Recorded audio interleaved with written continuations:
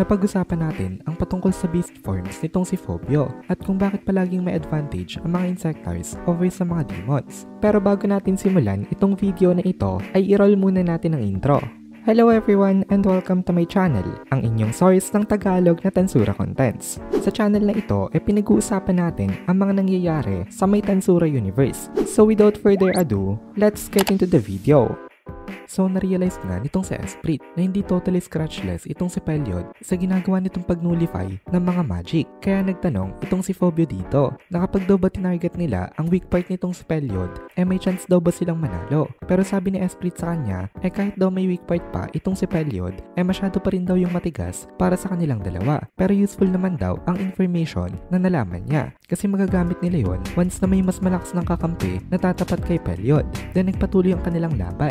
Ngayon, 40 minutes na ang nakakalipas. Ito ay doble na ng expected duration nitong si Esprit. Pero since sobrang tagal na nga ng laban, hindi na nila kaya magpatuloy. Sabi ni Esprit, masyado na daw siyang pagod para lumaban pa. Then ganun din naman itong si Phobio. Feeling niya daw, mamamatay na siya. Halos magko-collapse na itong si Esprit dahil sa dami ng na-take niya na damage. While on the other hand, in good shape pa rin itong si Pelyod. At ang kanyang mga movements mas mabilis pa compared nung una. Ang ibig sabihin nun, naka-recover na daw itong si Pelyod sa may damage na naidil ni Carrera. Strategically, victory na ito para kay Esprit dahil napatagal naman nila ang laban. Pero defeat pa rin talaga ito. Ang maganda lang dun, nagawa na nila ang kanilang part. Sabi nitong si Phobio, nakakainis daw. Tsaka pa daw siya mamatay kung kailan na may GF na daw siya. Sabi naman nitong si Esprit, kaya naman daw pala masyadong energetic itong si Phobio kanina. Actually, na-exceed daw nitong si Phobio ang kanya expectation. Kaya as a reward, i-deliver daw nitong si Esprit ang final message nitong si Phobio sa kanyang GF. Since hindi na sila makatayo ngayon, iniintay na lang nila ang kanilang pagkamatay. Kaya napagdesisyon na lang nilang dalawa na mag-usap na lang sila patungkol sa mga nangyari. Gusto na lang i-enjoy nitong si Phobio ang mga memories niya na nakuha niya kay Gobwa. Pero pinipilit siyang kausapin nitong si Esprit sa ngayon. Kaya sabi nitong si Phobio, devil daw talaga itong si Esprit. Nag-reply naman itong si Esprit dito na oo naman daw kasi siya naman daw talaga isang demon. Through this intense battle, naging magkaibigan itong dalawang ito kahit na para silang nagbabangayan kasi magkasama sila na mamamatay ngayon sa may laban na ito. Ang kinakatakot nitong si Phobio ang mamatay dan ang kinakatakot naman nitong sa Esprit ang humiliation ng isang pagkamatay kasi isa naman siyang demon at magre-resurrect din siya after some time nang biglang may nangyari na hindi nila inaasahan. Tinuro nitong si Pelyod kay Phobio ang kanyang fingertip at sa fingertip na ito merong dense amount of magicule na tatama kay Phobio pero instead na si Phobio ang tamaan nito, tumama lang ito sa may ground dahil meron biglang isang hobgoblin na tumalon galing sa may shadows nitong si Phobio. Kinuha nito si Phobio at inilipat niya siya sa isang posisyon para hindi siya matamaan. Ang hobgoblin na ito walang iba kung hindi itong si Gobta. Sabi ni Gobta napaka-perfect daw pala talaga nitong timing niya. After magpakita nitong si Gobta dumating na rin dito ang mga reinforcement at kabilang dito si Gobwa na GF nga nitong si Phobio. Pinuntahan niya agad itong si Phobio at inihag niya ito.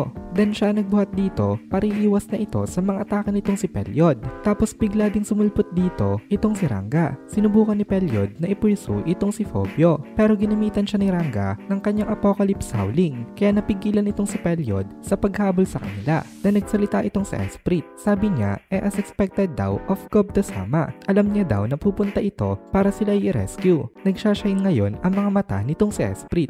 Itong si Esprit pala ay isang fan nitong si Gobta. Sabi ni Gobta nahihiya daw siya dito pero nag-reply itong si Esprit sa kanya na bilang isang member daw ng 4 Heavenly Kings ay ipakita daw sana ni Gobta-sama sa kanila ang kanyang cool side. Nakakatawa itong si ito kasi tunay pala na may gusto talaga itong si Esprit kay Gobta kaya lalong na-motivate itong si Gobta na makipaglaban. Then naglakas loob itong si Gobta. Sabi niya once na matapos na daw itong mga battles dito ini-invite niya daw itong si Esprit na sumama sa isang date sa kanya. Tinanggap naman itong si Esprit itong invitation na ito. Then nag-retreat na itong sila Esprit at Phobio. After ng pagpapalit ng mga lalaban, ito naman ang simula ng third round ng kanilang laban kay Pelyod.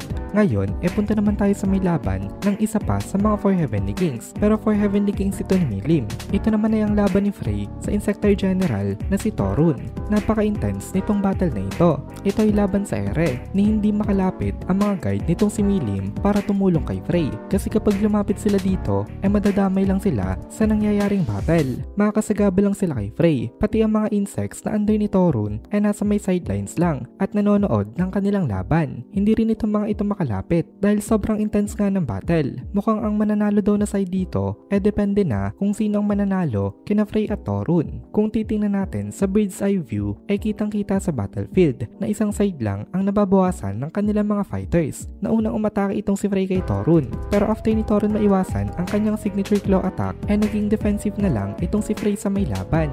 Ngayon itong si Torun naman ang atake ng atake sa kanya. Sabi ni Torun ang hina daw nitong si Frey. Magaling lang daw itong tumakbo. Pakiramdam ni Torun ngayon hindi man lang daw threat itong si Frey sa kanya kasi napakalayo daw ng kanilang levels. Isang aspect lang naman daw ang lamang itong si Frey dito at yun pagdating sa may speed lamang. Pero kahit na alam ni Torun na mas malakas siya kay Frey, sa lahat nga halos ng bagay hindi pa rin siya nagbababa ng guide niya. Kaya hindi rin makahanap ng mga weak points itong si Frey nang dahil dito. At dahil matagal na itong laban na ito naisipan na nitong si Torun na tapusin na itong kanilang battle.